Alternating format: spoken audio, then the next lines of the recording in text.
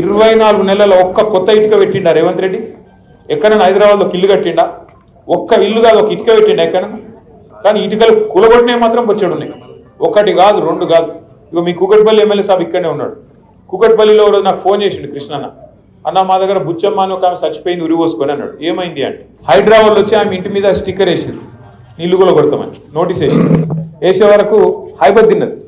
తిని వాళ్ళ బిడ్డ ఇంటికి పోయి ఏడ్చిందంట, రాత్రి అంతా ఏడ్చింది.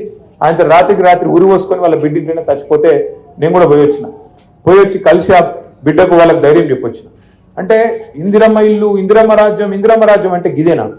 వచ్చి గరీబ్ గల మీద వడుడు, కూలగొట్టుడు, ఇంట్లో ఆడోళ్ళు పిల్లలు ఉండగా కూడా రేకులు కొట్టి పారేసుడు. ఒక్కసారి యాద్ చేసుకోండి, కేసీఆర్ గారు 10 ఏళ్ళు ప్రభుత్వంలో ఉండే. మనం ఎప్పుడైనా చేసినామా ఈ పని, కూలగొట్టే పని?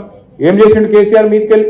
ఏం చేసిండంటే 1,00,000 మందికి తెలుసో తెలియకనో గవర్నమెంట్ జాగాలు ఎవరైనా ఇల్లు కట్టుకుంటే 1,00,000 మందికి హైదరాబాద్ లో పట్టాలు ఇచ్చిన నాయకుడు కేసీఆర్. జీవో నంబర్ 58 అదొకటే కాదు, 1,00,000 డబుల్ బెడ్రూమ్ ఇల్లు కట్టిండు కేసీఆర్. ఇలా కొల్లూరు పోయినా, మీరు చుట్టుపక్కల ఎటు పోయినా మీకు గల్లవర్తే, మీ చిత్తారామ బస్తీలో కానీ ఇంకొకడ కానీ కుక్కట్పల్లిలో కూడా ఇల్లు ఏడ జాగా దొరికితే ఆడ కట్టినాం.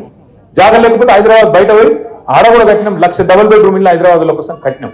ఒక్కొక్క కాన్స్టిట్యూన్సీకి 3,000 4,000 ఇల్లు హైదరాబాద్లో ఇచ్చిన ఘనత కేసీఆర్ గారు.